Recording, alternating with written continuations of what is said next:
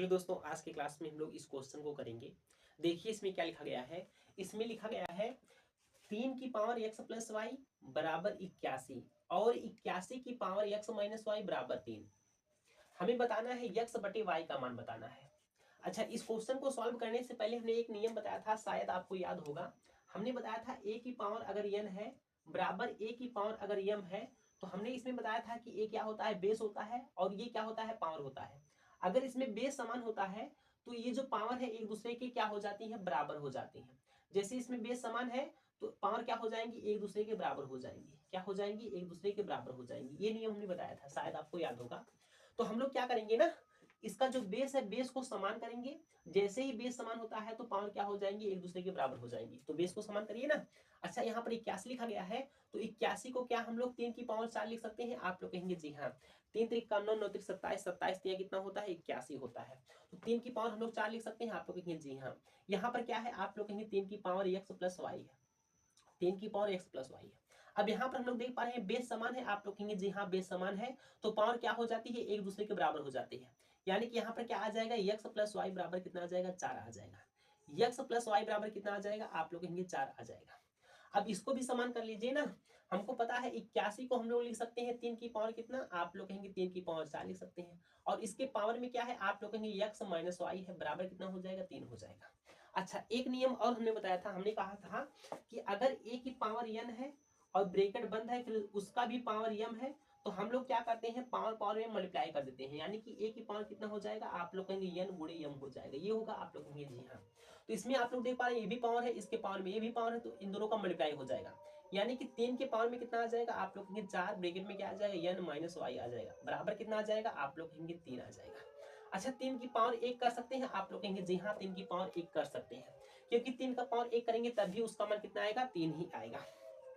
अब देखिए बेस समान हो गया, आप लोग कहेंगे जी हाँ।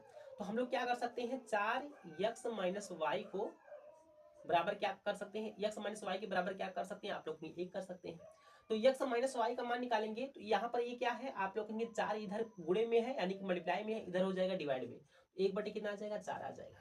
यानी कि हमको समझ में आ गया कि x प्लस वाई बराबर कितना आएगा, 4 आएगा, और x माइनस वाई बराबर कितना आएगा, 1 बटे 4 आएगा। लेकिन ये क्वेश्चन में नहीं पूछा गया है, पूछा क्या गया है, x बटे वाई का मान बताइए।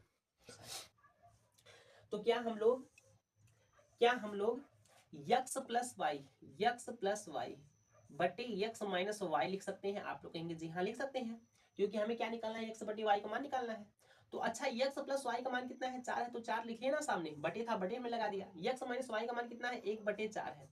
तो यहाँ पर हम लोग देख पा रहे हैं ये जो 4 ना, 4 का गुणा ऊपर हो जाएगा। तो जब 4 का गुणा 4 में होगा कितना आएगा, आप लोग कहेंगे 16 बटे कितना आएगा, आप लोग कहेंगे 16 बटे, यहाँ पर कितना बचा है, 1 बचा है, तो 16 बटे 1 आ जाएगा। तो x माइनस वाई का मान 1 और x प्लस वाई का मान कितना आ जाएगा, 16 आ जाएगा। हमारी बात को थोड़ा थोड़ा सा आप लोग समझिएगा, थोड़ा थोड़ा सा। अच्छा, यहाँ पर अगर CND का रूल लगाते हैं तो x का मान निकाल सकते हैं? आप लोग कहेंगे जी हाँ। अगर CND का रूल लगाते हैं तो y का मान निकाल सकते हैं? आप लोग कहेंगे जी हाँ। अच्छा, x का मान हम लोग निकालेंगे तो अगर इसके साथ प्लस लगा है ना, तो हम लोग हर और अंश को जोड़ेंगे ना, अंश और हर को जोड़ेंगे ना, और डिवाइड बाई 2 कर देंगे। ये 16 और 1 कितना हो जाएगा, 17, और 17 बटे 2 कर देंगे, x का मान आ जाएगा। अच्छा, अगर यहाँ पर माइनस लगा है तो हम लोग क्या करेंगे, इन दोनों का अंतर देखेंगे और डिवाइड बाई 2 कर देंगे। 16 में से 1 घटाएंगे कितना आएगा, 15, और 15 में हम लोग क्या कर देंगे, 2 का भाग कर देंगे। अब देखिए x का मान इतना आ गया, y का मान इतना आ गया। तो पूछा क्या गया था, आप लोग कहेंगे पूछा गया था x बटे y का मान। तो यहाँ से सॉल्व कर लीजिए ना, क्या दिक्कत है। देखिए x का मान कितना है, आप लोग कहेंगे 17 बटे 2 है, तो 17 बटे 2 कर दीजिए। हम इसको डायरेक्ट भी कर सकते थे, लेकिन हमको क्या करना था, आपको समझाना था। y का मान कितना है, 15 बटे 2 है, तो 15 बटे 2 कर दीजिए। तो हम लोग जानते हैं इसका मल्टीप्लाई इसमें होता है, इसका मल्टीप्लाई इसमें होता है, तो कर दीजिए ना। इसको हम मिटा देते हैं ना।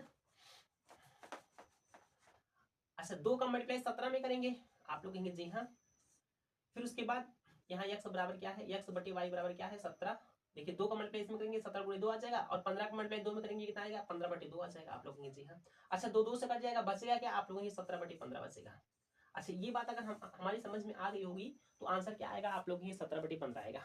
हम लोग करते क्या है ना, इसका मल्टीप्लाई इसमें करते हैं, इसका मल्टीप्लाई इसमें करते हैं। जब 17 का मल्टीप्लाई 2 में करेंगे तो हमने यहाँ पर डायरेक्ट मल्टीप्लाई नहीं किया, हमने क्या कर दिया, 17 का गुणा 2 में कर दिया, ऐसे दिखा दिया हमने ना।